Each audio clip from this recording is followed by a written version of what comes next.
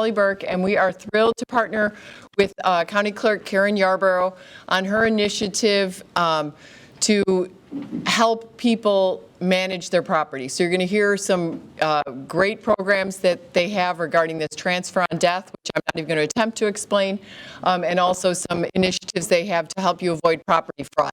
But we are happy to be back at Oaklawn Library. It's the first time we've had an in-person meeting at the library in a while, so I'm really happy that everybody was able to come out. And it's this kind of cooperation with all the different areas of government where we try to bring services directly to the people. So we're glad that people are interested and we're able to partake tonight. And welcome. And I'm sure you're going to have a lot of questions that everybody from the clerk's office is going to be able to answer. And we're just happy that you're able to get out here. So thanks. Good evening, everyone. I'm your state senator, Bill Cunningham. I'm proud to be sponsoring this event tonight. I also want to join Kelly in thanking our county clerk, Karen Yarborough, in putting this on. Kelly and I both really pride ourselves on providing constituent services to the people we represent.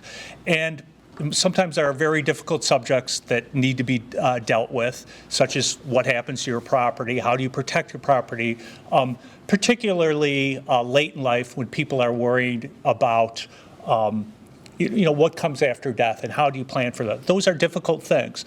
We know because we have sometimes our constituents call our offices with these problems. And a lot of times when they're calling our office, it's come a little bit too late. And that's why this is such a valuable service that the clerk is providing us to help you get ahead and do some planning on this difficult topic. It's never too early to start. And they're going to help walk you through this. You'd be surprised by getting a leg up from presentations like this, how much you can put yourself in a better position.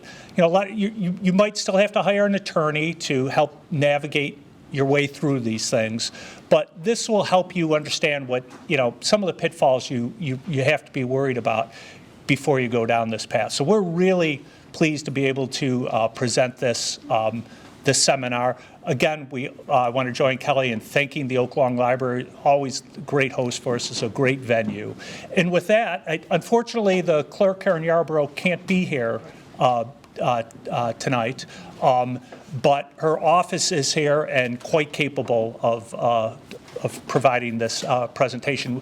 We had them do it for us at the Worth Township Hall a couple of months ago. It went really well. I think that everyone was really satisfied, got a lot of great information out of it. So we're looking forward to hearing it all again today. Thanks again, everyone, for coming.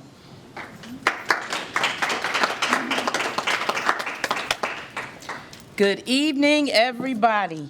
I'm here on behalf of Cook County Clerk Karen A. Yarborough, and my name is Robin Staggers. I am her Special Assistant for Community Affairs, and I'm responsible for bringing these forums to the community. I want to thank Senator Cunningham and Representative Burke for having us and hosting this event. We've done many of these events throughout Cook County, from Arlington Heights, Schaumburg, all the way to the south suburbs, west, to Lyons, where else? East. So we've been all over the county. This is very, very, very important information that the clerk is passionate about bringing to the community, and we're glad that you're here to receive it. So with that said, the bathrooms are out this door, men's across the hall, ladies down the hall past the elevator, and what we're going to do is ask you to silence your cell phones so that it does not interrupt the flow of the presentation. When you came in, you were given some forms, and we want you to follow the presentation because we're going to address those forms. At the end of the presentation, if you have any questions, we're asking that you put your questions down on the index cards. Did everybody get the index cards? Who doesn't have any? Okay, that's good. We're doing our job here. Thank you again for coming. I want to thank our community partner, Theodore London, who is a reputable and very knowledgeable estate planning attorney. He donates his time to help us out with these events. And Jim Gleffy from our office is one of our legal counsels, and he's here to help answer questions with regard to the clerk's office. Now, let me tell you that we from the clerk's office are not authorized to answer legal questions. That's why we have our community partner here. So any legal questions that you have, he will address, and he's more than capable of addressing any questions you may have. He's been in business for many years, and he owns his own law firm. So be confident that your questions will be answered, and then after the presentation, maybe after the questions and answers period, if you have additional questions, he's here to assist you, okay? All right. Back in the back, I have Brian Cross. If you are a veteran and you want to get your DD-214 filed in our office free, if you're a veteran. We have any veterans in the room? No? Great. Thank you for your service, sir. So if you haven't filed your DD-214 in our office free, it's a way that your family can access your military benefits if something happens to you, and you can get it quicker than going to the VA. We also have, where's Lindsay? We have Lindsay Chase, who is my assistant, helping tonight. So if you need forms or anything from that, any forms or anything with regard to our presentation, see her for those. If you need additional index cards, see her. Okay? Thank you so much again, Senator Cunningham and Representative Burke, for having us out, and we're going to start our presentation. Hello and welcome. I'm Karen Yarbrough, your Cook County Clerk. Thank you for joining us for this presentation on property fraud and managing your property after death. The Cook County Clerk's Office is one of the largest consolidated clerk's offices in the entire nation. In addition to functioning as the chief election authority for suburban Cook County, we maintain birth, marriage, and death records, and we assist property owners in redeeming delinquent taxes. We also have a recording operations division that records and stores land records and other official documents, which includes deeds, transfer on death instruments, and real estate documents. Now, nobody wants to talk about death or end-of-life planning, but it's a critical issue when it comes to managing your assets to protect your family and your loved ones. And we all need to be aware of the threat of property fraud and how we can guard against this type of financial crime. At the Cook County Clerk's Office, we are here to serve, and we hope that this information you received today will be helpful on these important issues that impact all of our daily lives. Now, I'd like to introduce you to my trusty assistant who will guide us through this presentation. Thank you, Madam Clerk. Before we begin our discussion, we want to let you know that we will have volunteer attorneys available at the end of the presentation who can answer your questions about the topics we will be covering. If you are joining our program via Zoom and have questions that come up during the presentation, simply type your question in the Q&A section through your Zoom link, and the attorneys will respond accordingly.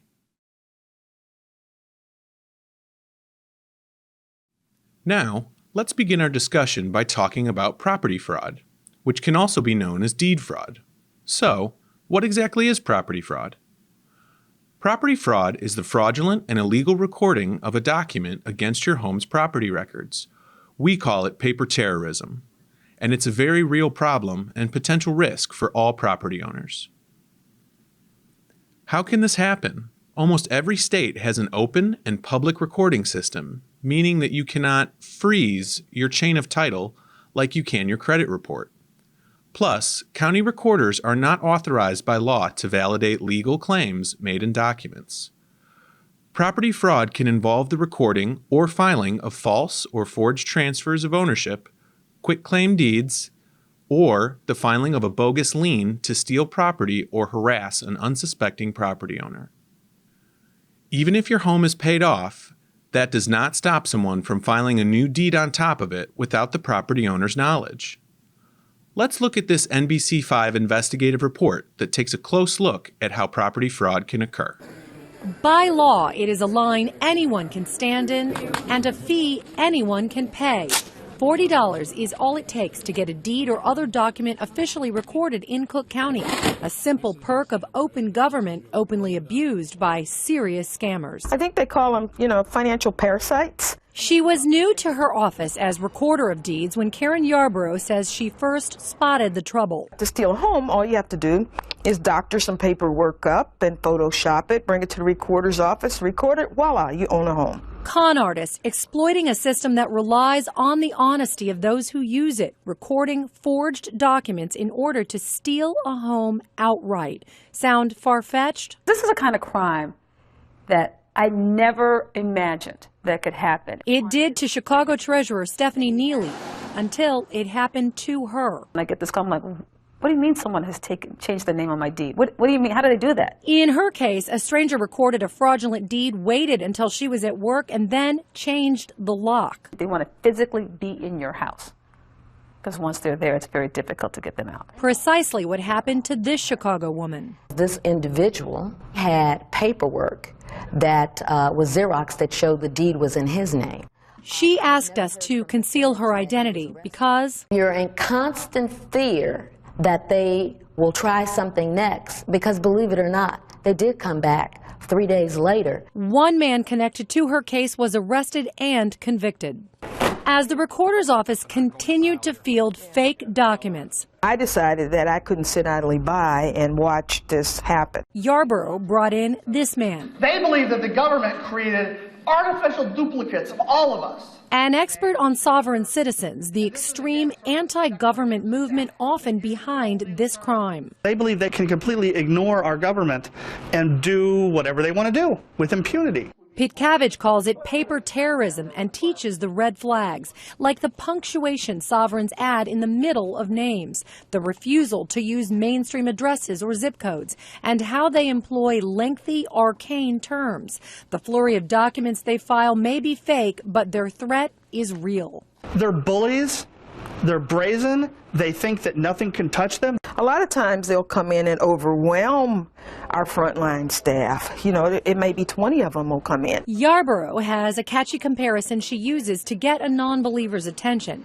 In Illinois, it is easier to steal a home than it is to steal a car. It's fraud and, they're taking people's homes. So there is now a simple way for some homeowners to protect themselves, the free property fraud alert system. You load your property index number, then you get an alert if any document is recorded in connection with your property. Counties across the country are now turning to this kind of system as these cases of mortgage and property fraud continue to grow. Lisa Parker, NBC5, investigates. To combat this problem, Clerk Yarborough created a property fraud unit with investigators and caseworkers who respond to and investigate any complaints of property fraud. The clerk's office also offers a free property fraud alert that will provide a telephone call or email to the property owner anytime a document is recorded against their property or the property of a loved one. There are 3 easy ways to sign up for the clerk's free property fraud alert. You may sign up in person at the clerk's office, you can sign up online, or you can sign up with a telephone call. Once registered, if you receive an alert or have a reason to be concerned about property fraud, you can contact the clerk's property fraud unit and our staff can help research the problem and coordinate a response. Call 312-603-4000 or visit our website at cookcountyclerk.com/property fraud. On a related note, while we're on the topic of your chain of title and fraud, property owners often need to obtain an official copy of their property deed when purchasing a home or for tax purposes. You should be aware there is a predatory practice aimed at homeowners in which companies offer a copy of your property's deed at a large markup price, sometimes exceeding $200. The clerk's office wants to remind you that we offer the same service starting at just $6, so there's no reason to pay exorbitant prices to gain access to these essential documents. Now, let's move on to the second part of our program, which is making plans to manage your property and assets in the event of your death. As Clerk Yarbrough noted, no one wants to talk about death or end-of-life planning, but it's critical to manage your assets to protect your family and loved ones. Having a sound end-of-life plan is one of the greatest gifts that you can provide to your children and family members. Consider this. What do you think these three legendary individuals have in common?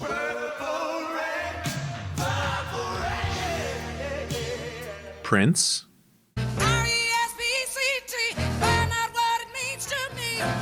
Aretha Franklin, 87 years ago, our fathers, and Abraham Lincoln. Actually, they have something very unfortunate in common. They failed to make plans for their assets upon their death. No will, no trust, and no plan. Now, let's consider someone who thought he had it right.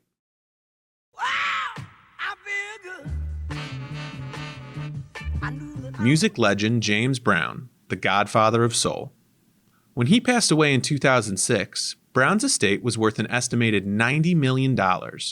When he died, Brown left behind a plan for most of his estate to pay for scholarships for children in need in South Carolina, the state where he was born. But that will was challenged by family members after his death, resulting in more than 12 lawsuits. It took more than a decade of litigation before Mr. Brown's assets were designated as he had intended. So how do you get it right when it comes to your property after death? The best advice is to consult an attorney or estate planning professional to provide you with advice for your specific circumstances. But you should also know that under Illinois law, you can transfer your home, your car, or your bank account to a loved one without a will or a trust, and without having to pay any fees or court costs. Here are the details on how to transfer your property. First, a transfer on death instrument. The clerk's office has a free document on our website known as a transfer on death instrument. We call it a Toady. You can also obtain this document at no cost from any attorney or legal aid organization. The form should be completed and notarized and then recorded at the clerk's office in our Recording Operations Division.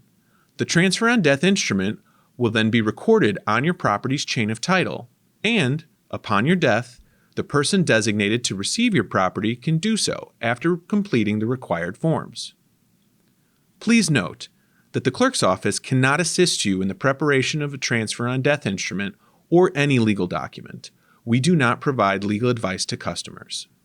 Next, let's discuss a payable on death instrument.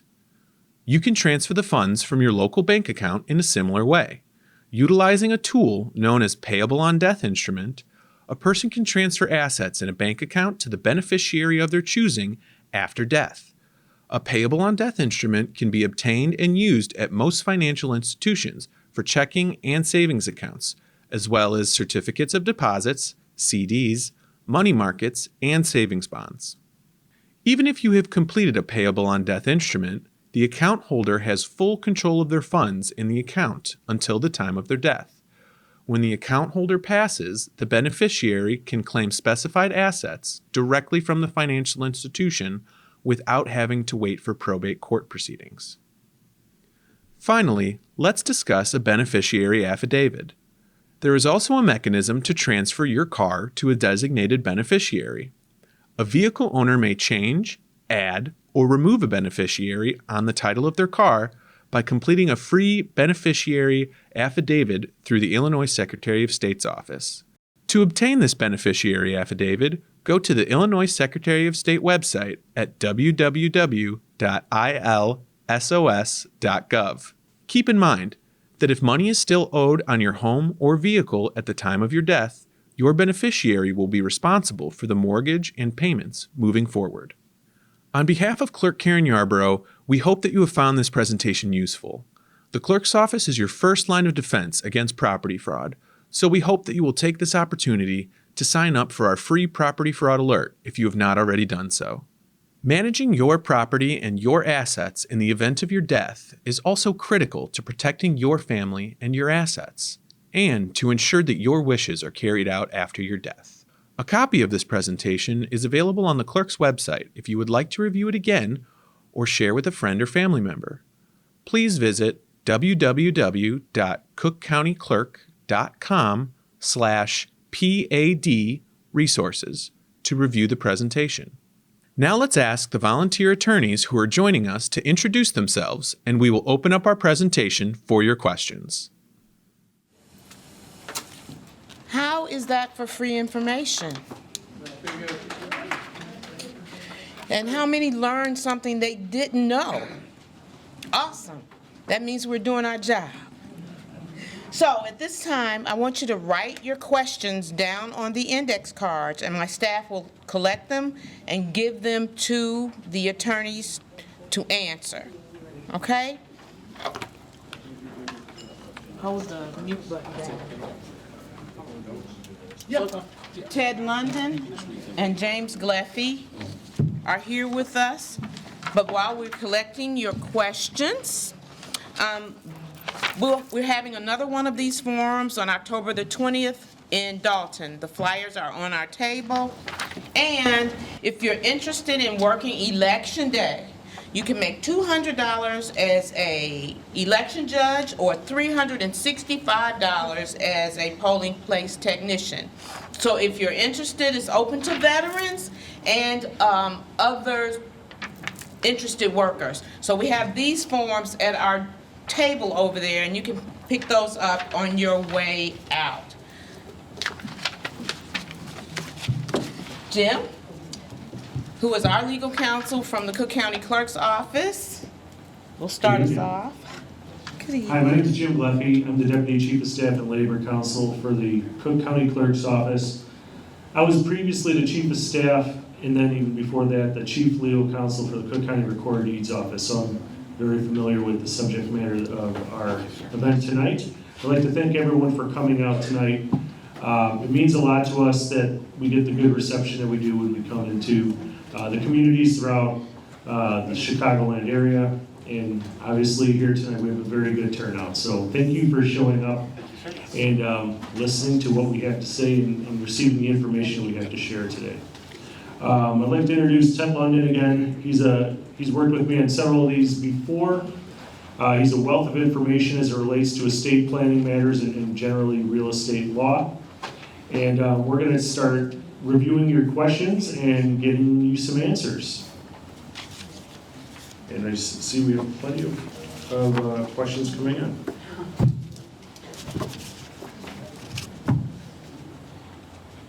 Okay.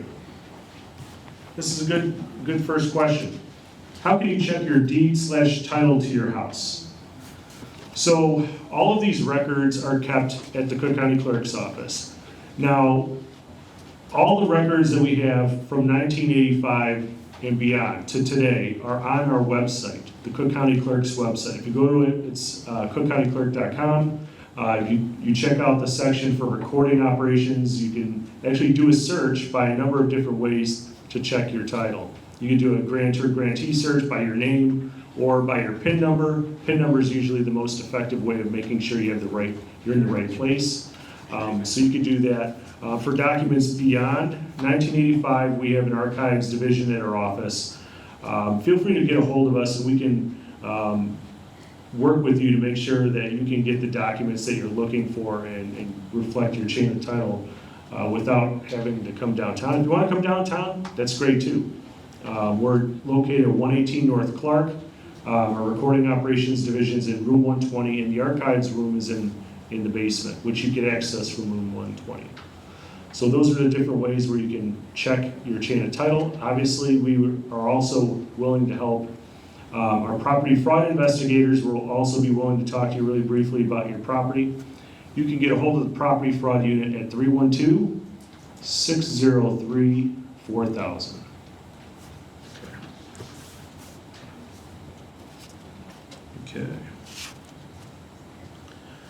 So there's the next question. Okay. Next question. My husband passed away. He had 2 cars. One I have the title to, but it's not in his name. The other one, there's no title. It's a 57 Chevy. What do I do? Good evening. Hi, my name is Ted London. I'm going to try to answer that question. For the car with a title not in your husband's name, whose name might it be in? So if it's not your husband's name legally, presumably he doesn't own it. It would need to be in his name. So you have to find the owner whose name is on that title to transfer it to your husband. I am not quite sure how to handle that matter. I don't get too many questions that I don't know the answer to. I don't know the answer to that one. I would presume you're going to have to go to the Secretary of State's office and they'll help you wade through that dilemma. If you have a car that's in someone's name and you don't have the title, again, you can go to the Secretary of State's office. They will help you get a new title. They have a process. You can use what's called a small estate affidavit to have the car transferred in the name of the heir, and then they will give you a new deed as well. I'm sorry, a new title as well. Also, I just want to say, the Secretary of State's office is very helpful with these types of issues. The Vehicle Services Department has a titles division in Springfield, and I can give you the phone number where you can contact them. That number is 217-785-3000. That's for the Secretary of State's Vehicle Services Department and their titles division.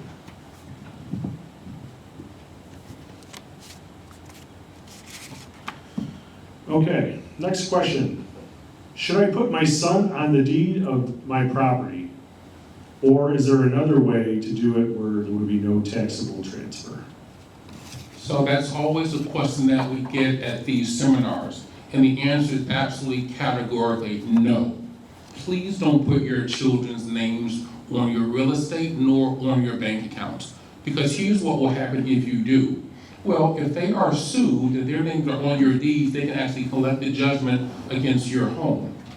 If they are sued, their names are on your bank accounts, they can actually collect a judgment against your bank accounts. If they are married and get a divorce, that home can actually, and their bank accounts can actually end up in their divorce proceeding. So really what we want to do is we want to make sure your children and loved ones get your real estate and your financial accounts once you go to heaven, if you will. Okay, and there are a number of ways to keep the real estate out of probate court. One, you can do a transfer on death instrument, or you can do a land trust, or you can do a living trust. So there are a number of ways, but please, please, please, never put your children's names on your homes. Everyone has a different scenario, everyone has different objectives when they're doing their estate planning. And again, that's what we're talking about here is estate planning. Who's gonna get your money? Who's going to get your real estate after you? For real estate, in a number of ways, living trust, land trust, Toady. One other thing, I'll just add this while I'm answering this question. You never want to do a will. No wills. I know when I go to these events and seminars, people are always asking, why no wills? Well, because if you have a will, once you go to heaven, your loved ones are going to have to go through the expensive, time-consuming, stressful probate process. Most people wrongfully believe, smart, intelligent, hardworking people wrongfully believe that if you have a will, it will keep your things out of probate court. It's absolutely the exact opposite. If you have a will, it's going to send your home and your financial accounts again through the expensive, time-consuming, stressful probate process. So no wills, please. Okay, next question I have.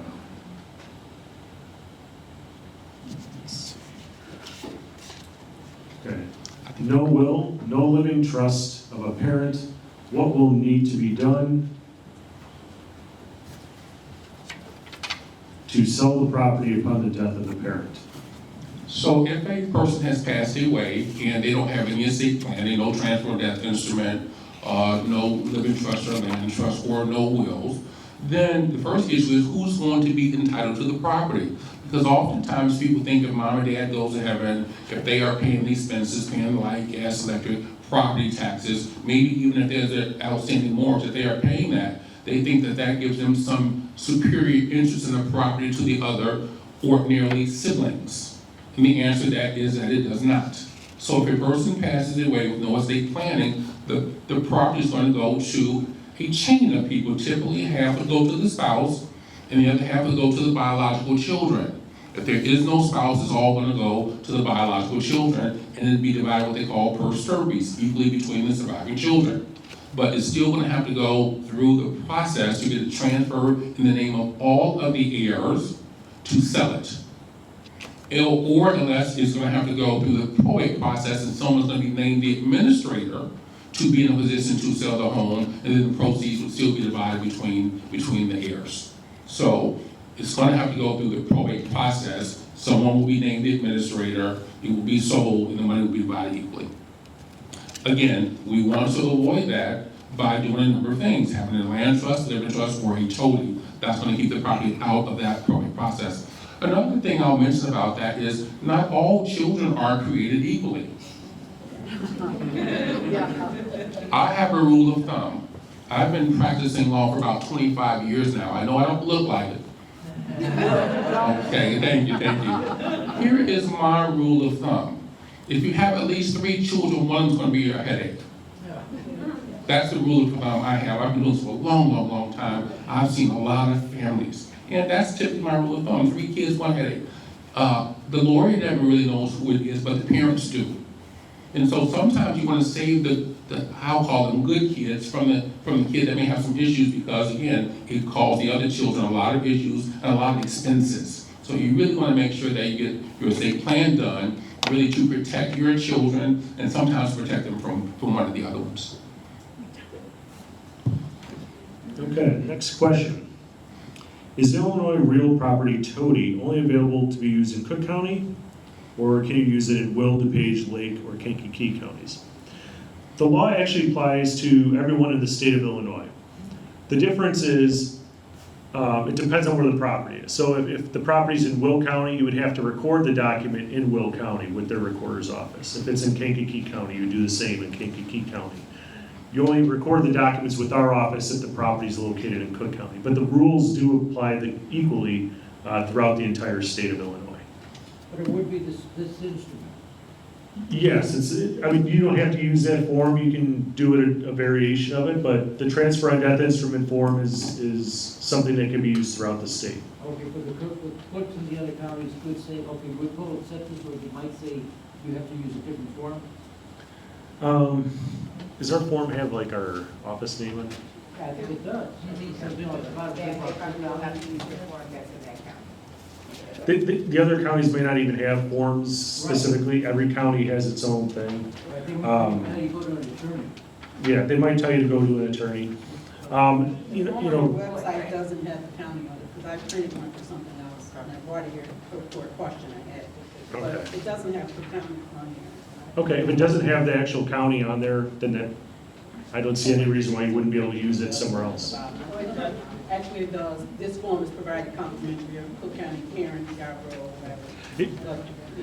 Whether or not that's on there, it shouldn't affect the form. And I'm sure Attorney London would agree that the form, as long as it meets the substantive requirements for submitting a Toady, it's going to be accepted no matter where you are.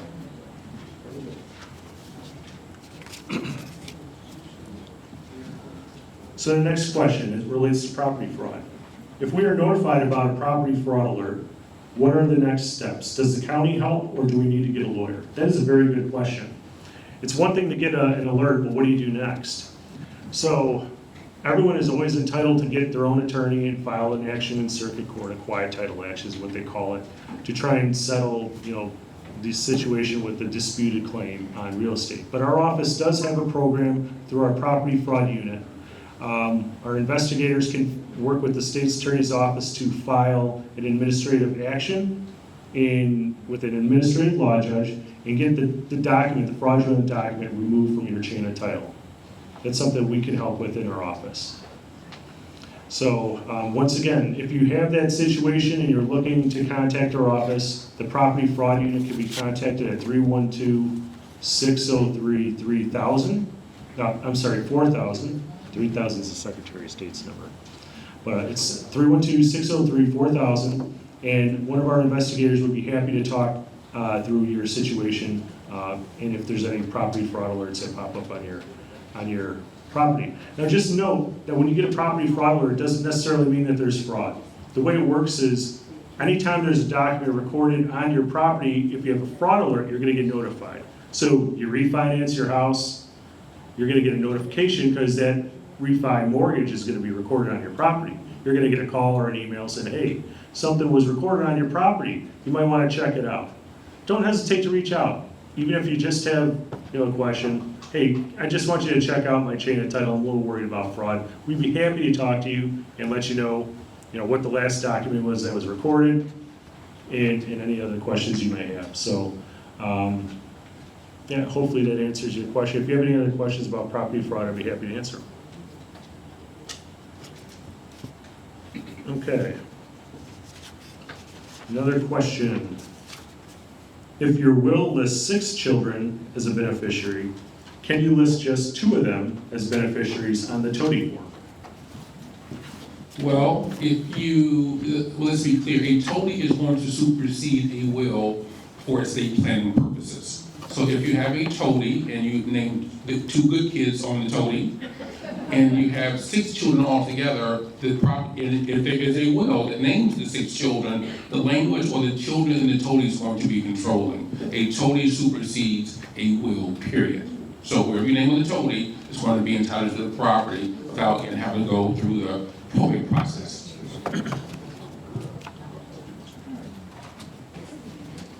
So does that answer the question? So if you have a will and a Toady, for your real estate, the Toady's going to control, and the will is not going to have any effect as it relates to that. Okay, next question. What danger is there if you receive mail to your address but not the name of a resident? So I'm guessing the question is you're receiving mail for somebody else. Was that the question? Okay. Okay, that's the question. I don't think there's necessarily any danger to receiving someone else's mail, although you probably should. To your own address, So I think the implication is that by someone else receiving mail at your address, that they're trying to establish some sort of residency at the address. I would certainly notify the post office, and they can give you advice as to whether or not they think you should contact the postal inspector's office. Just in and of itself, I mean, we received mail from previous owners of our house, and I don't think it's generally harmful, especially if it's, kind of advertisements. A lot of times they'll have, so-and-so or current owner, they just didn't get the updated records yet. So it depends on the situation. If it looks suspicious, report it, but if it looks pretty harmless, then I wouldn't worry too much about that. Okay, next question. Can I assume my family lawyer will know basically how to do all this correctly? Is that the question? It's a little, the writing is a little hard for me to read. So it says, can I assume my family lawyer will know? You don't even have to go any further than that. I can answer that. The answer is no. Your family lawyer does not know, or they cannot assume or presume to know what you want to accomplish with your real estate or with your money. So everyone is different. Everyone has different objectives about what they want to do with their money, what they want to do with their real estate, what they want to do with their vacation homes, timeshares, cars. You have to go into a lawyer's office and have a consultation with them and let them know what you want to accomplish. And then they can put together a estate plan for you that's going to help you accomplish what you want to accomplish. There's no presumptions. Even if they've been the family lawyer for decades, they cannot assume what you want to accomplish with your estate plan. And to that end also, you shouldn't assume that your lawyer actually knows how to work through estate plans either. I read a statistic that the area of law where there's the highest amount of malpractice claims is real estate. And think about it like this: everyone, when they're buying a house, you go to your friend who's a lawyer. They might not be doing closings at all. They might do something completely different, but they want to help you out. They're going to do it. and something might go wrong which affects the transfer, and that has to go get worked out. So make sure that the attorney you're using is competent in the areas of estate planning, real estate law. You know, and I'll add something to that. Again, if you have attorneys that are still doing wills for you, I would question that. Because again, no one should really be doing wills in these days because it's going to send you through the what process? Probate. And that's expensive, complicated, and expensive. Are there any of the lawyers in here? Anyone have kids who are lawyers? Okay, good. Now I can be honest with you. Lawyers like probate. When you don't do your estate plan or when you do wills, lawyers do well in the probate process. And you have to understand, we are really in the midst of the largest wealth transfer in the history of the world right now. Baby boomers, that is. You are transferring more money and receiving more money from your parents, and you will transfer more to your children than any other generation, according to Forbes magazine, than any other generation in the history of the world. Massive wealth transfers are occurring right now. If you are transferring your money and your accounts and your real estate through a will, Jesus, I'm glad I'm in the right profession. Because it's going to be a good lifestyle for the lawyers, because you're going to have to go through that expensive probate process. And one of the biggest expenses is going to be the legal fees. So if you have a lawyer that's putting your assets in a will, Another quick thing about trust. Some of you have trust. And here's what I see when clients come into my office to review their living trust often. They have had them sometimes for decades, and here's what I see over and over and over again. The assets have not been transferred into the trust. So if you have a living trust, for example, and the home has not been transferred into the living trust, if the financial accounts have not been transferred into the living trust, then the trust really has no value. Now, some of you have, going back to living trust, you have what's called pour-over wills with your estate plan, with your trust. Your lawyers will do a living trust for you, and they will do a pour-over will for you. And what the pour-over will do is it will probate all of your assets into your trust. So who's going to do okay with that? The lawyer. So sometimes they intentionally not fund your trust, give you a pour-over will, and once you go to heaven, it has to be probated into the trust, and that circumvents the benefit of the living trust. So if you have a living trust, make sure that your trust has been funded. And the funded means that your home is titled in the name of the trust, and your bank accounts are titled in the name of the trust, or at least the bank accounts have the trust as the beneficiaries, if you want your money and your real estate to pass through the living trust. So please just be mindful of those points. These all are great questions. The next question I have here, if I receive property upon death, am I free to sell it? Are there additional steps required? Well, it depends on how you receive the property. We get a lot of calls from my office. People say, my mom and dad left me the home.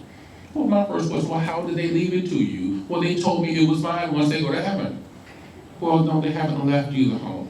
So you're going to have to go through the probate process we talked about, and so many other children are going to be entitled to it as well, the good ones and the bad ones. And here's how it works, by the way, in case you don't know. It's always the child with some issues that's going to create the problems.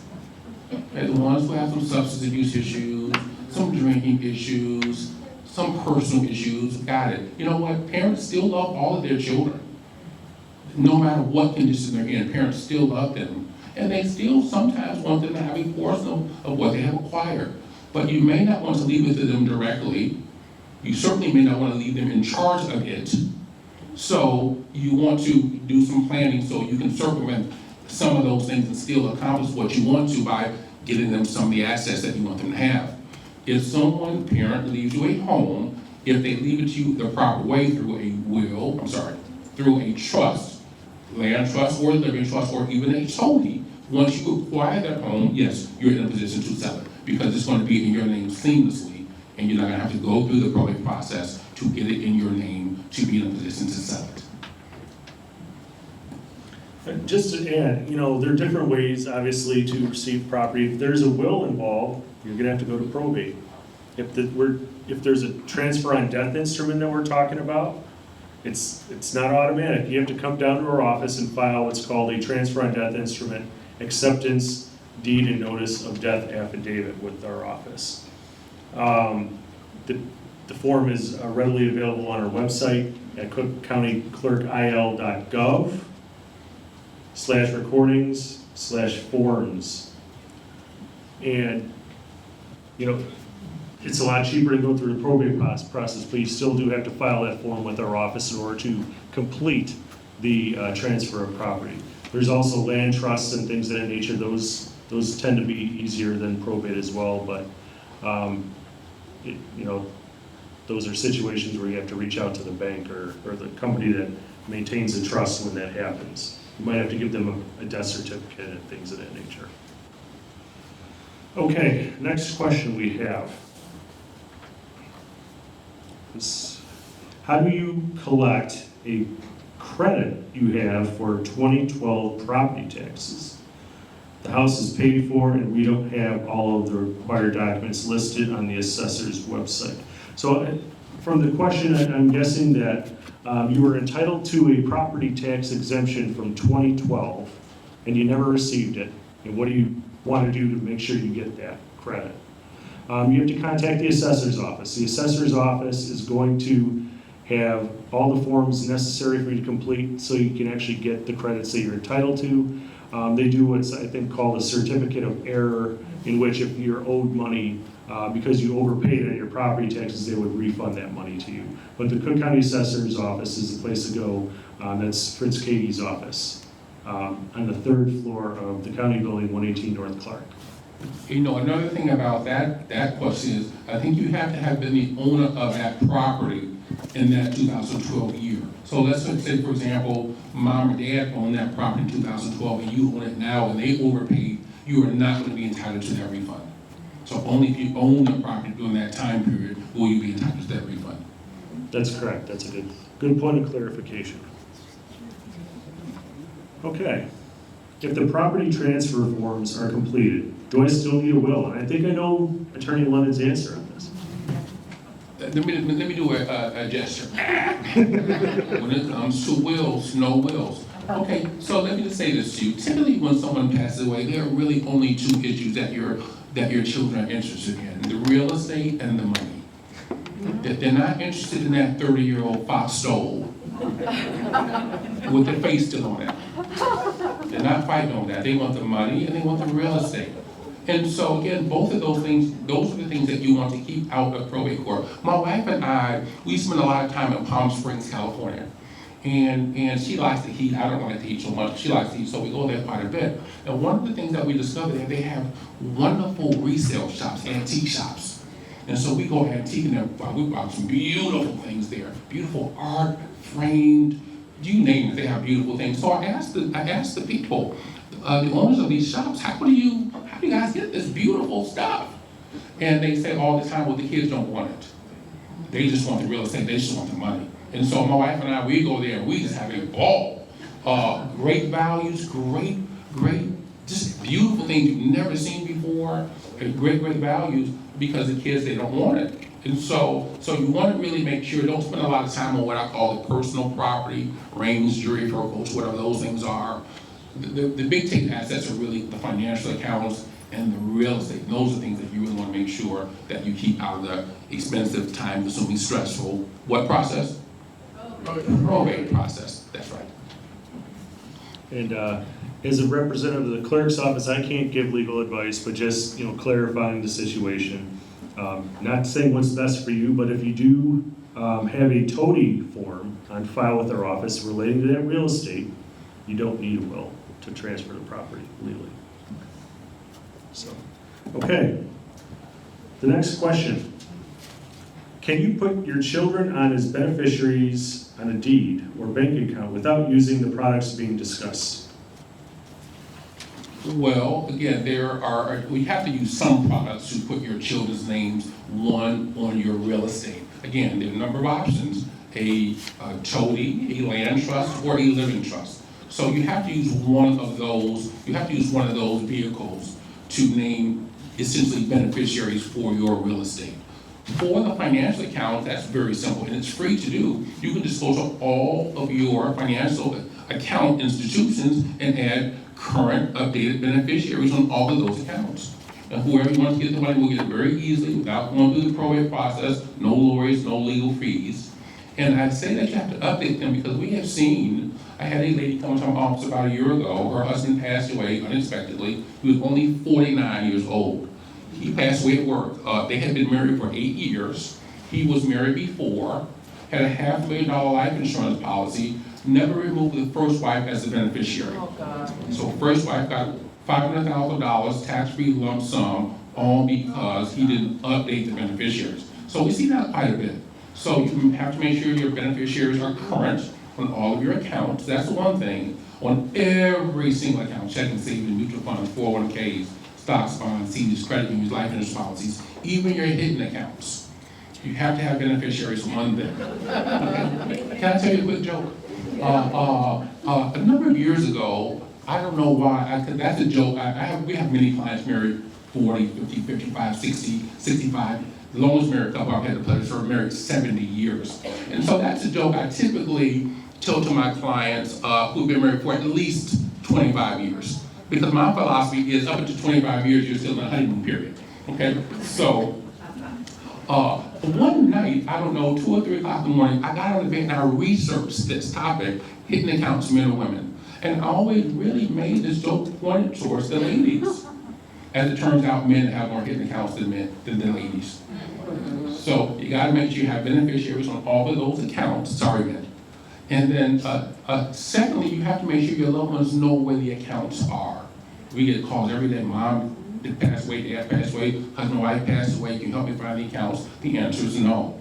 And more people are doing online banking now than ever, and so you're not getting the monthly statements in anymore. So 2 things when it comes to keeping your money out of probate court: make sure you have current beneficiaries on all of your accounts, and make sure that your loved ones know where all the accounts are. Now, they don't need to know the balances, since they need to know, but they need to know the institutions and the account numbers, who the beneficiaries are, because more money than ever is now going to the state because people don't know where the accounts are. And there is no central place that you can put someone's name and social security number in and all the account information comes up. So if they don't know, then they can't collect the money, and that would be shameful. Okay, next question. What about IRAs? If the beneficiaries are named, is transfer to them direct, or is this different? Well, IRAs are like all other financial accounts. If you name beneficiaries, then the beneficiary is going to be entitled to the money without going through the probate process. But all of them, there is a claim process. You have to submit a claim form, a death certificate. Some IRAs, what they'll do is they'll actually make the beneficiary open up a new account, and then they will transfer the money into the new account, even with some stock accounts as well. And they'll transfer the value of their interest in that account into a new account that the person has opened up, and then they can withdraw the money. But it's still seamless, it's still without going through the probate process, and it's still the easiest, least expensive way to transfer money to your loved ones once you go to heaven, is to have current, updated beneficiaries on all of your financial accounts. We do not want their names on the accounts because then they have an interest in those accounts, and then, you know, the kids can pick up a new girlfriend, want to impress her with your money, and that wouldn't be a good thing. So just make them beneficiaries. You'll get the money very easily once you go to heaven. Okay. The next question is regarding a Toady form, but it says, will the Toady form prevent fraud or just notify you if someone's trying to defraud you? I just want to be clear that we're not confusing the 2 topics that we raised in our presentation today. First was property fraud alert, and second was Toady. Toady relates to transferring your property on death.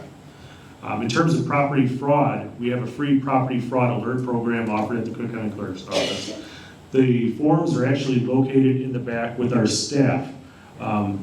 Devin in the back is showing a form just for your reference.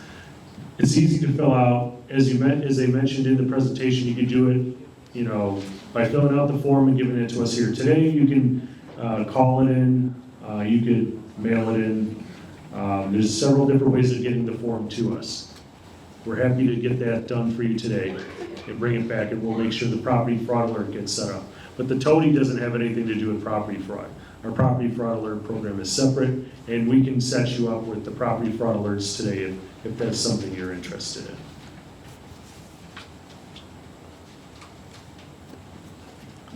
Okay. The next question. I had my house with Chicago Title and Trust with my son as beneficiary. Do I need this if I register with the county? And by this, I mean, do you mean the transfer on death instrument form? Okay. So the question is, do you need a transfer on death instrument form if you have your house with Chicago Title and Trust with the son listed as beneficiary? The answer is no. If you have your property in a land trust, a Chicago Title Land Trust, respectively, he's probably not the beneficiary. The owners would be the beneficiaries, and the son would legally be called a contingent beneficiary. So he'd get the property after you. And so if you have a trust where you're the beneficiary of the trust, which means you own it, you control it, if the property's ever sold, you're going to get the money, and then you can name what's called contingent beneficiaries. And those are the people who's going to get the property after you. So if you have a trust where you're the beneficiary, and you have contingent beneficiaries listed on it, no, you will not need a Toady. That's a very good tool to keep your property out of probate court. Okay, because I do pay an annual fee for that. Yes. So is that better than the Toady, or am I paying for something I don't really need? You know what? That's a good question. So I'm an independent person. I know this is sponsored by the clerk's office, but you asked the question, so I have to answer it. For me, in my practice, typically I suggest a Toady for one of two reasons. One, if there's a reverse mortgage on the home, or if there's very little equity in the home. If there's a lot of equity in the home, if there's no mortgage on the home, I would suggest something different to my clients. Probably a land trust, because it's very straightforward. Yes, there are some fees, but Chicago Title Land Trust, they have great service. They have all the documents in case you lose them. When a person passes away, whoever is going to be entitled to the home, they can contact them directly, and it's pretty seamless. So I prefer that, even though there are some fees. Sorry. Yeah. So do I still want to do a Toady to be safe or no? Here's it's up to you. I'm not going to tell you what's best for your situation. You're probably paying an annual fee to maintain the land trust. Right. I can tell you in our office, Clerk Yarborough worked with the Cook County Board of Commissioners to reduce the fee for recording Toadies. To record a Toady with our office is $50, and once it's there, unless you decide later that you don't want it, you want to revoke it, you can do that too. But yeah, just to give you a frame of reference for the cost, if you have an attorney prepare it, you're just going to prepare the fee for preparing the Toady. If you do it yourself, you're entitled to do that as well. But recording actual document with our office is $50. So that's the price. And you can weigh the decision on your own or after talking to your estate planning attorney. But that. It just seems redundant to me. Well, may I add something else to your question? A land trust has some benefits that the Toady does not have. And one of the benefits of a land trust is there is a privacy benefit. If you put your property in a land trust and someone researches your name, they're not going to see what property you own. If they research your address, they're not going to see who the owner is. So that's a privacy benefit. So we have a lot of police officers, a lot of judges, a lot of elected officials, a lot of teachers, a lot of educators who come in to put a lot of business owners because they like the privacy benefit of a land trust. Another benefit of a land trust is if you have your property in land trust, if you are sued, the judgment won't attach to your home. So it's a protection against judgments as well. So there's a couple other benefits that the land trust offers that the Toady doesn't offer. Okay. Does a living trust cover everything?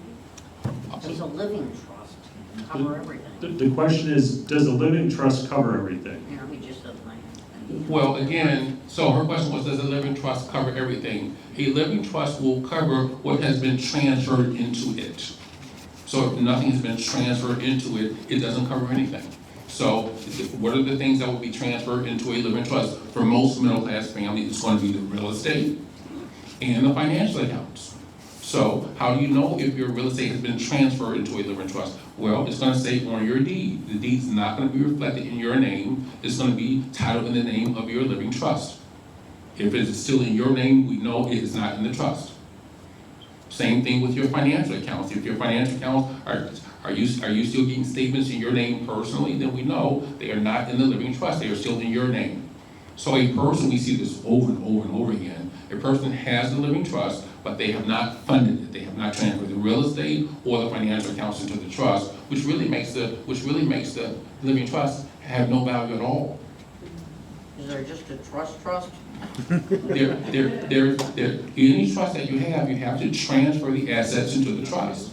Doesn't have to be complicated, it'd be a very straightforward trust. But unless they are transferred into the trust, You have to say it on the paper, all the things. that's still uncomplicated. It's not, don't make it complicated. You can say, well, all the kids get it, just the good one get it, or whatever you want. But the assets must be transferred into the trust. That's the key. Where they all say that it's in the trust.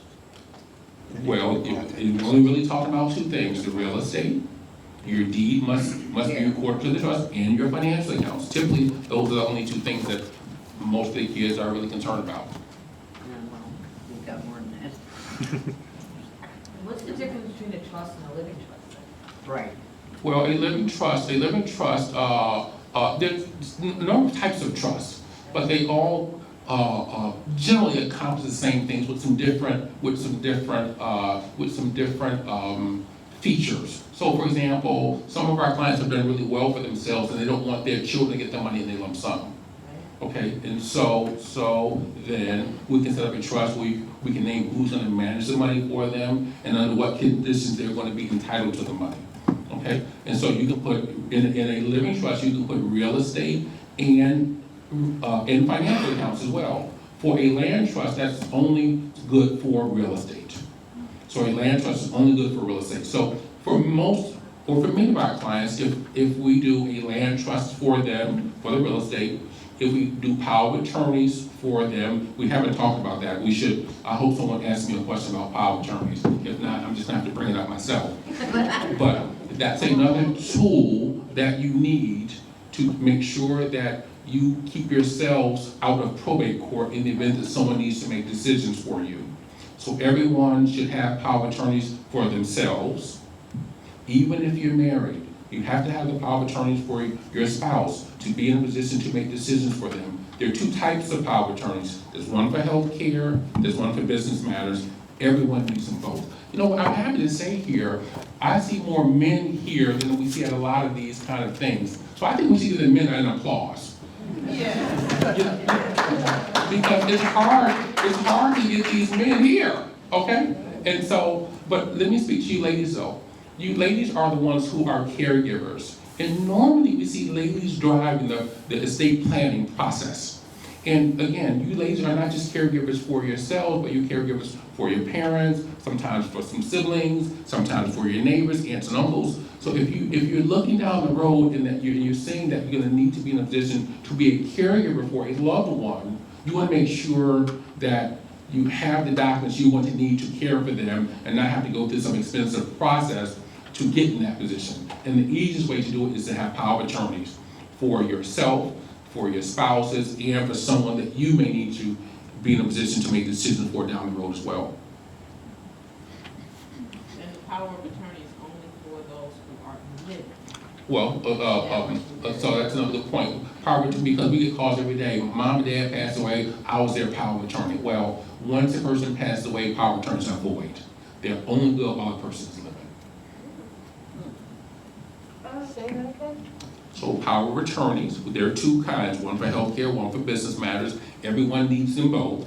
For both of them, you can name a primary person and a secondary person, and they are only valid while a person is living.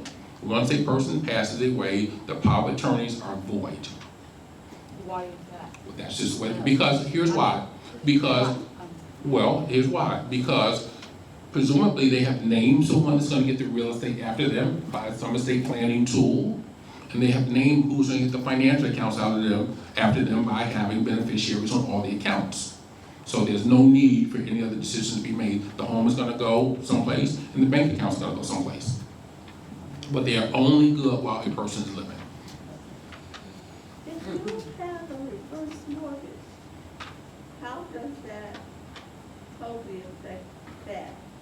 Because is it automatic when you die?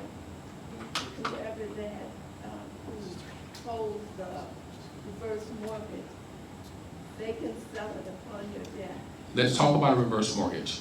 And so here's the issue with the reverse mortgage. Probably almost 10 times out of 10, when a child normally comes to our office and mom or dad had a reverse mortgage, they had passed away, 10 times out of 10, more is owed on the home than the home is worth. So no family member is going to redeem it. That's why I say normally I advise my clients to use a Toady on a reverse mortgage because it is less expensive. And I know that most of the children are not going to redeem the reverse mortgage because people are living longer, and now the interest rates are going up, and no interest has been paid on those homes for sometimes 20, 25, 30 years or more. And so when people pass away, more is owed on the home than the home is actually worth. So the children don't need to redeem it, they can't redeem it because there's no equity in it. So ordinarily those homes are going to be foreclosed on. The kids will be able to live in the home for typically a year before the foreclosure process starts, because typically a reverse mortgage company gives a family member 6 months to 12 months to redeem the balance of the mortgage. And again, 10 times out of 10 in my office that we see, more is owed on the home than the home's worth. The home's worth $200,000, $270,000 owed on it. You cannot refinance it. So the kids just walk away from it. So what about the situation, I know in 10 out of 10 you see that the equity's less than the value. Yeah, the value. But what about the situation where it is in excess? And I think the question is, what do I do in that situation? If a Toady gives it to a beneficiary, the beneficiary wants to do something with the property as a reverse mortgage on it, what are they entitled to do? Well, again, that's why I do say if a person wants to do some estate planning with a home where there is a reverse mortgage, I would suggest a Toady, because again, it is less expensive. So I don't want my clients to spend a lot of money on estate planning for a home that I know that they are not going to really redeem.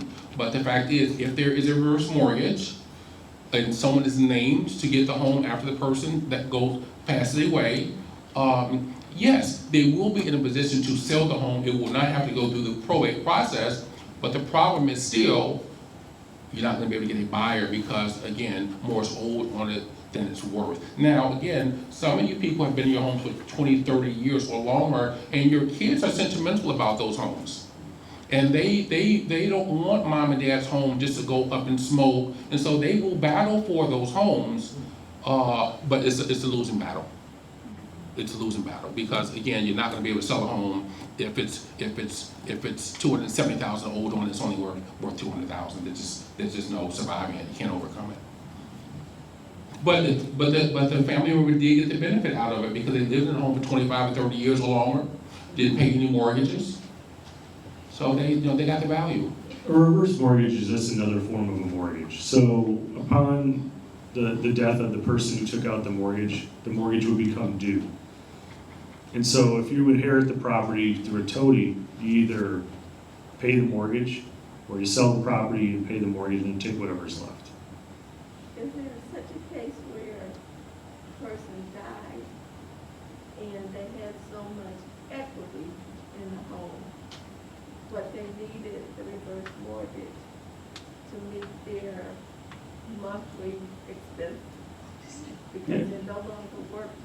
Yeah, I mean, you do see that. I mean, that is something for seniors to consider. I actually have a personal story in this. My grandmother owned a 2-flat building in the southwest side, and she took out a reverse mortgage in a way where they would pay her every month. It would almost be like a supplement to her Social Security and my grandfather's pension when he died. So that just adds up over the course of time. You don't pay interest on that while you're alive. It all becomes due after you pass away. So my grandmother had 4 children. The property was also in a land trust. And so once she passed away, the 4 sons would get the property through the land trust, and then they would have to figure out how they're going to pay out that mortgage or do something. I think their ultimate decision was to sell the property. Okay, these are very good questions. Let's see. This is a question relating to our veterans. If I move to Illinois from another state and the widow of a Navy veteran, can I file the DD-214 form and qualify for property tax credits? So I want to get to the property tax question. Really relates to the assessor's office. I know there's different benefits for veterans as it relates to property taxes. I would contact the assessor's office regarding any questions on property taxes. The DD-214 filing with our office is not necessarily going to help you with that. You can bring the DD-214 as proof of veteran status to the assessor, and they'll be able to tell you whether or not you qualify for property tax relief at that particular time. We have our Director of Veteran Services, Brian Cross here. Brian, wave to the crowd. Brian will be happy to talk to you after the presentation is done and get your information if necessary. You could have a dialogue, and he can help you navigate those waters working with the assessor's office. I know he works with a lot of other government agencies and helps veterans in that regard. So this is Brian again. Brian, what's your phone number? 312-603-5788. So that's 312-603-5788. That's our Veteran Service Office. Or you can just talk to Brian at the end of our forum here today. Okay. Just a few more questions I have here. Okay, let's take this one. And this, we might need to get clarification, but generally the question is, my children are beneficiaries on my house, which is in trust, checking and savings accounts, and life insurance. Are having beneficiaries sufficient upon death? Whoever has that plan has a very comprehensive, straightforward, efficient way to transfer your real estate and your financial accounts to your children. They're going to thank you. And so that's a very, very good plan. Just the only thing is just make sure the home has been transferred into the living trust. That's the only thing you need to just double check. Just make sure the home is deeded in the living trust. But if the home is deeded in the living trust, you have beneficiaries on all the other accounts. That's a very efficient way to transfer. That's a good lawyer, whoever did that. And it didn't clarify whether it was a living trust or a land trust. Would it be sufficient if it was a land trust? Doesn't matter either way, whether it's a land trust or a living trust. If the property is recorded in the trust, if you have beneficiaries on your accounts, you do need the power of attorneys. That's part of a comprehensive estate plan. So if you don't have those, please add those. But otherwise, you're in pretty good shape until you add those other things. Then you'll be in great shape. Okay. Next question. And I think this relates to cars. Can I just sign my car title so when I pass, my son can claim ownership with his signature?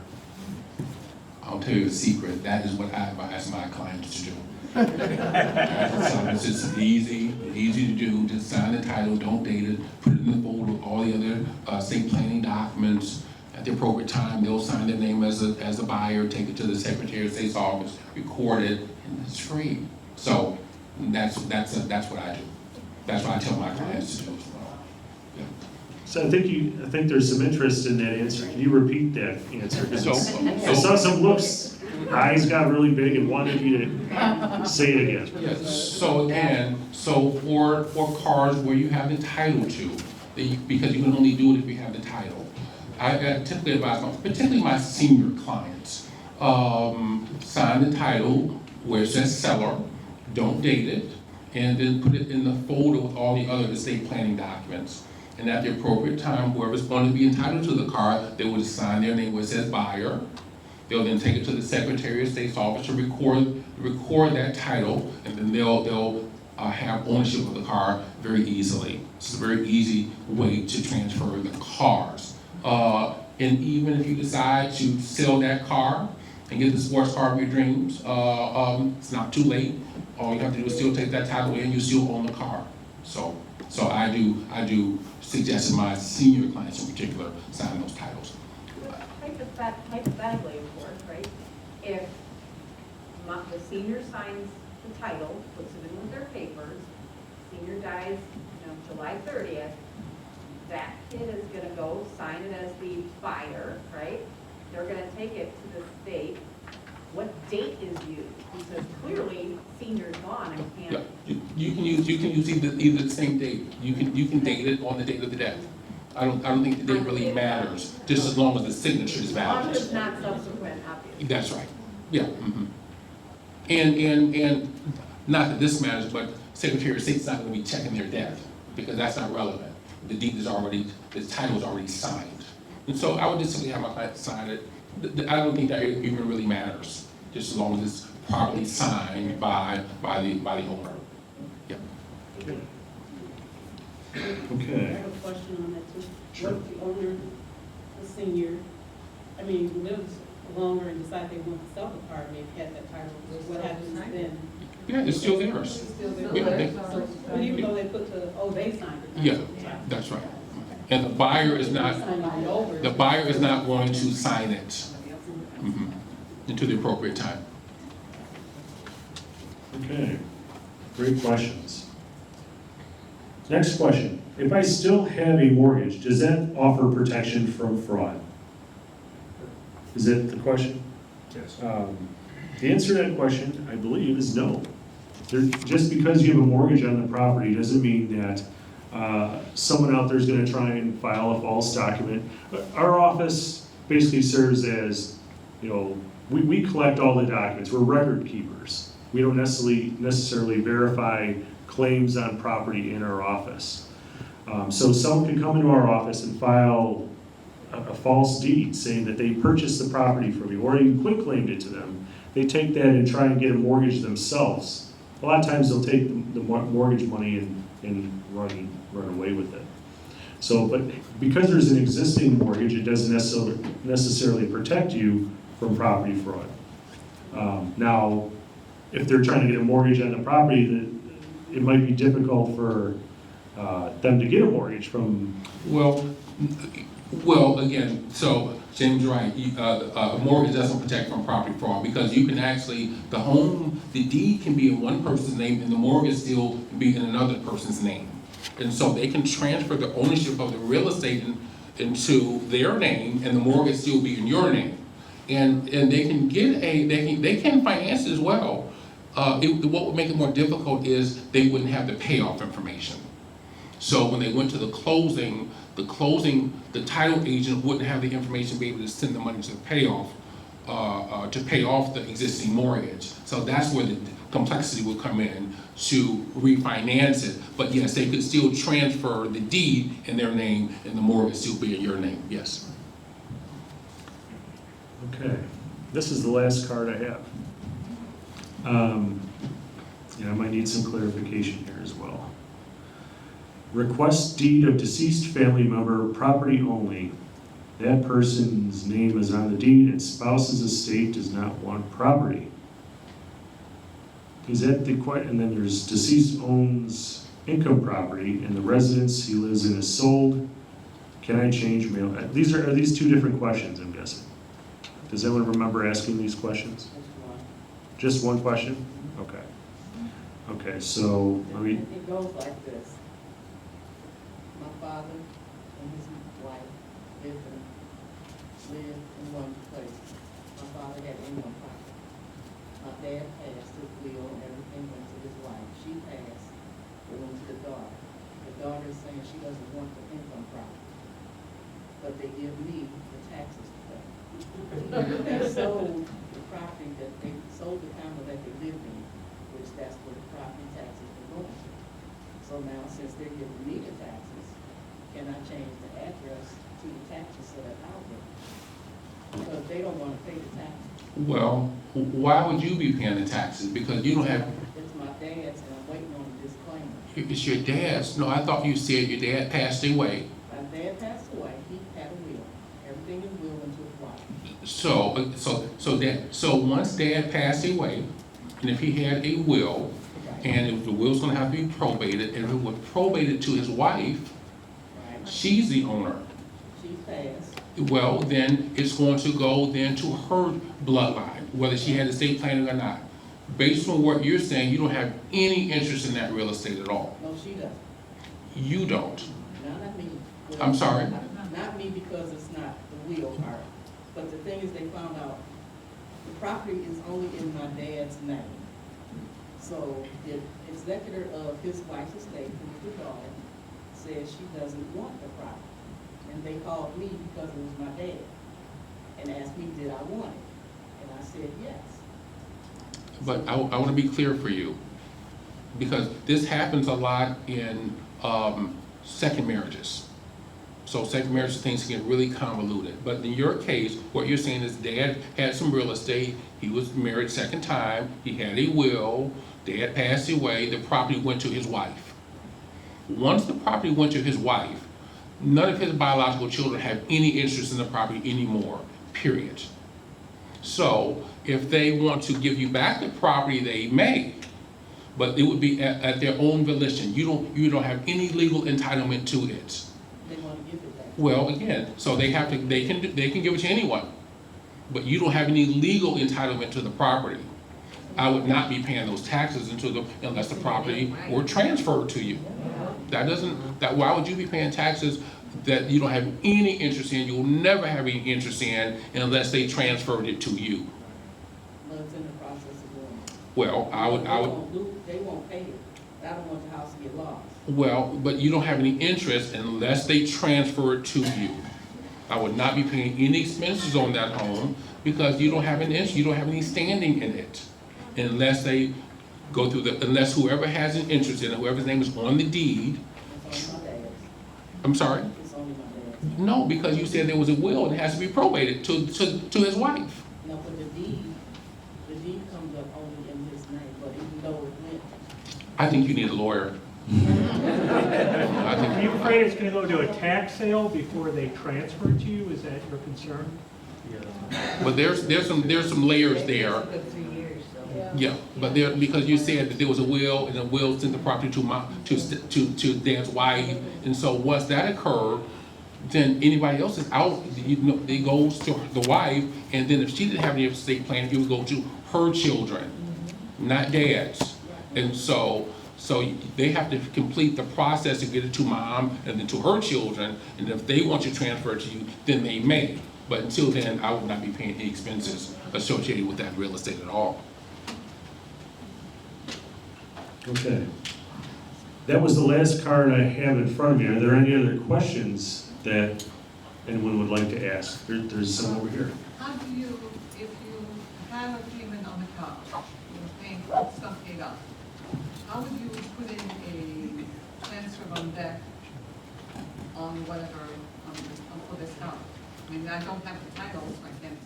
For the car? For the car. So I think there was I think there was a The beneficiary. Yeah, there is a beneficiary form that you can get at the Secretary of State's website. Oh, okay. But I believe you do have to have the title. You have to have the title. Well, if you don't have Just go to the bank then? no, the kids can they can continue to pay for it. And then there is what's called a small estate affidavit form to get the car transferred in the name of the children or the heirs once someone passed away, if you don't have the title to the car. Yeah. Thank you. Yes. I had a question. It's kind of a continuation of the lady here. So if they pull the deed and the wife's name doesn't show up, does that mean that the will or the wishes of the will were never recorded? It might not be official? That's a good question. It perhaps means that the probate process has not been completed. Okay. Yeah. So Or it may not have even been initiated. Because sometimes people have wills and they don't even have the time, the money to initiate the process, and they may not initiate the probate process for sometimes years once someone has passed away. So the family has to initiate the probate process? A family member has to initiate the probate process, yes. Okay. So if you never went through that process, it's possible dad didn't leave the property to the wife? Well, you know what, now it's possible that there was never a will, because a lot of times people think that there are wills and there aren't. And so if that's the case, then wife would get half, and then the biological children with the other half, but it would still have to go through the probate process. Generally speaking, with the will, the person who's creating the will names what's called an executor of the estate. That's the person who's going to oversee the probate process on behalf of the estate. And that person should be the one that can file a probate action as well, not necessarily. But to be clear, wills are routinely destroyed, because if you destroy a will, it is presumed that a person passed away without one. So let's say, for example, there were some kids, one of the kids got a hold of the will, their name wasn't in the will. If they shred it, there's no will. Okay, and so then it has to go through the probate process, and now that kid's gonna have an interest in the property. So a lot of people say, there's a will, there's a will, there's a will, but You could record wills. Typically, wills are recorded after someone passes away. But you can record them, but rarely do people do that. But again, I'm adverse against wills because, again, you gotta go through the probate process. There are just other tools to avoid the probate process. Lots of questions. Yes. Officer, we saw your hand. If I missed it, a joint tenancy on the house deed, like when my mom passed and it was my dad's name, he passed. Now, is it recorder of deeds, is it only in my name now? The deed has to be retitled or anything? So the question is, if two people own a property in joint tenancy, one dies, what happens? It's only mine then, right? Yes, that is correct.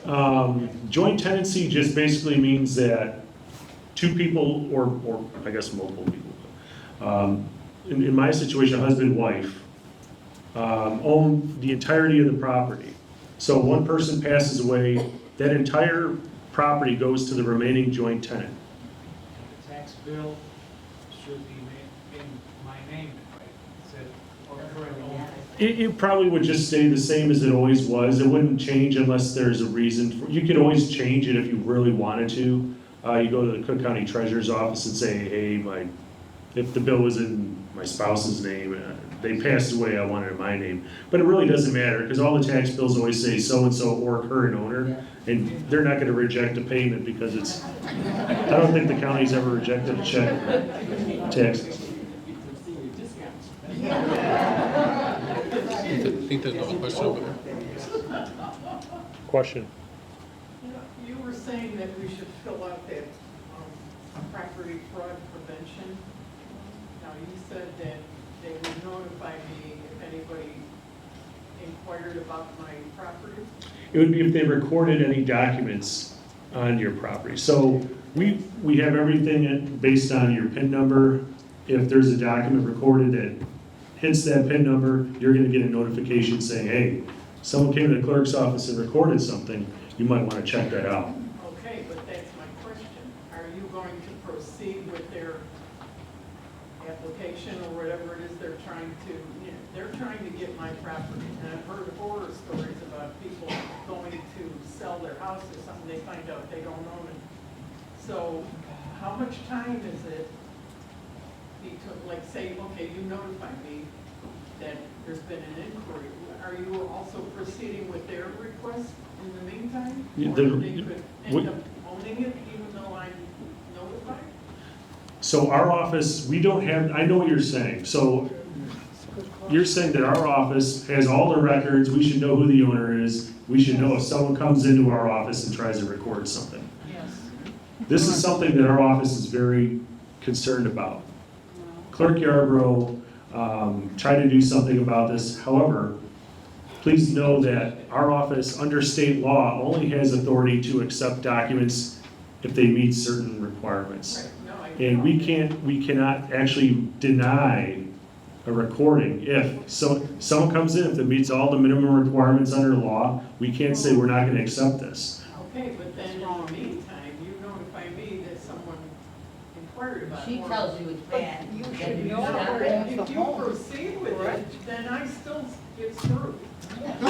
So what happens is, They should know how much time is, Yeah, so what happens is once the document is recorded, you'll get the notification. Our fraud unit's gonna be able to start opening a case so that we can get that fraudulent document removed from your chain of title. So there's no chance that they're gonna end up with a house?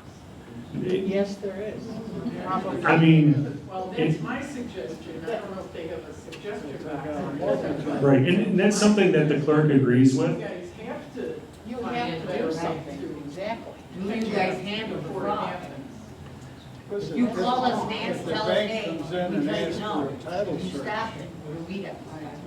Right, you have to, stop let it, us we know have. before. We're not an easy crowd. So that is a big proof. Right, that, we're gonna have to, that would be a legislative change down in Springfield. Oh, good luck.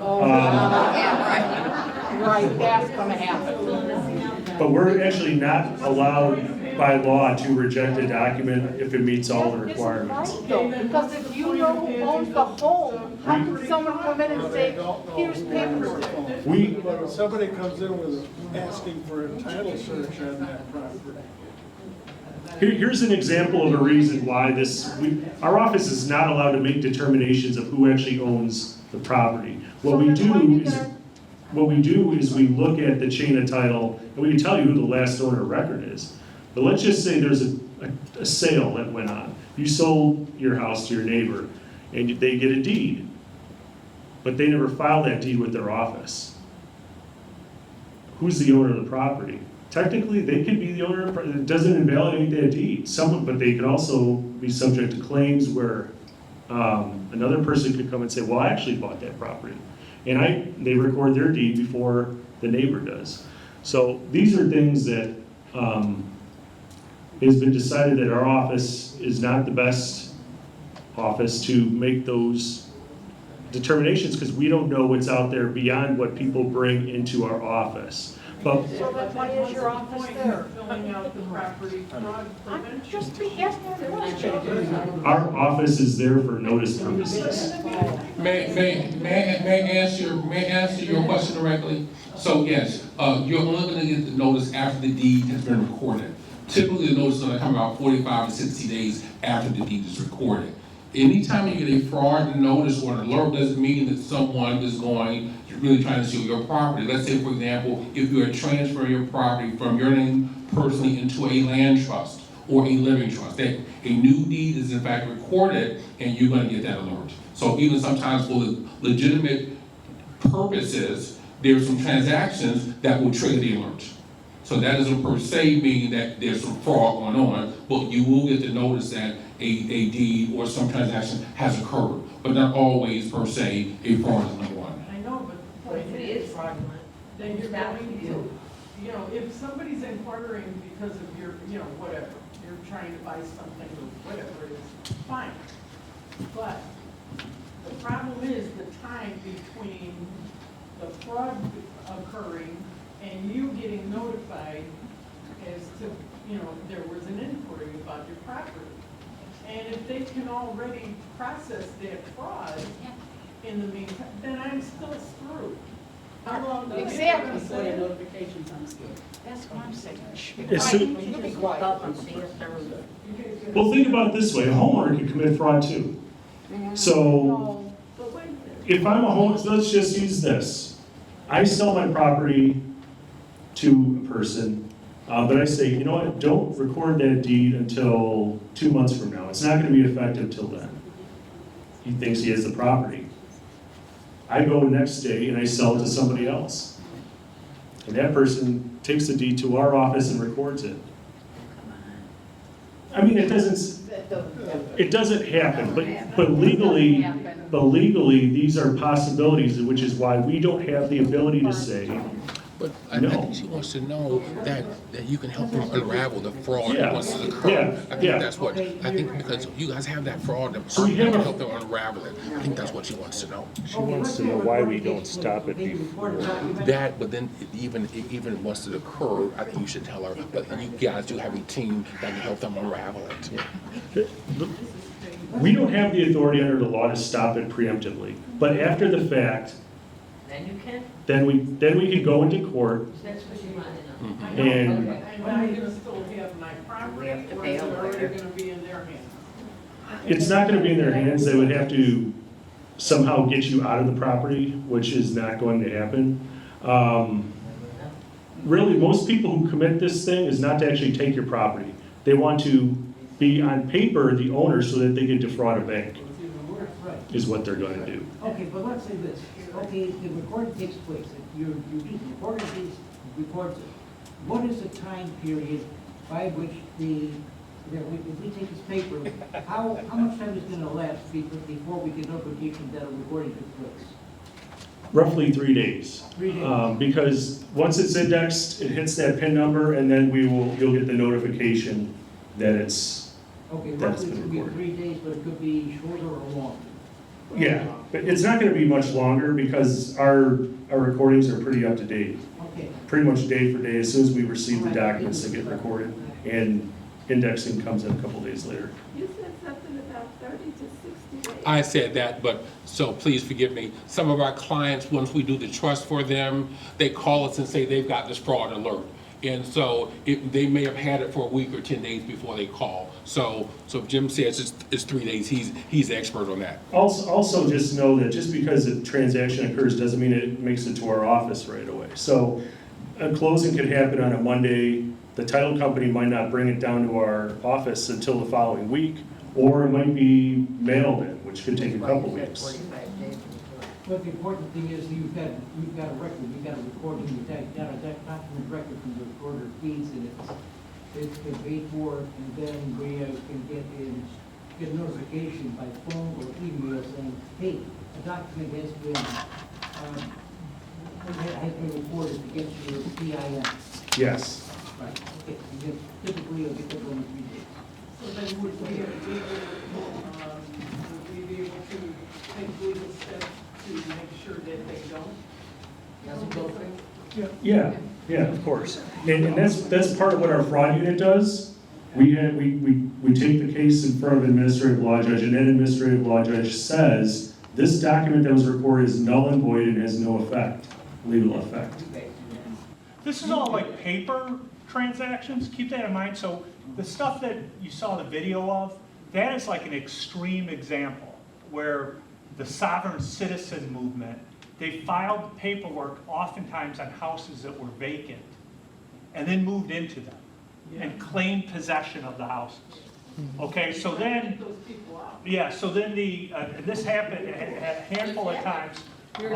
Yeah, it happens once in a while. It happened a lot right after the mortgage foreclosure crisis, 2009, 2010. So people got possession of it. Now what happens is then it goes to court. So these filings go in, they're in paper. It's really up to a judge to sort it out. Like Jim was saying, most of the time when this happens, it's being done to commit another case of paper fraud, which with the alert you can prevent.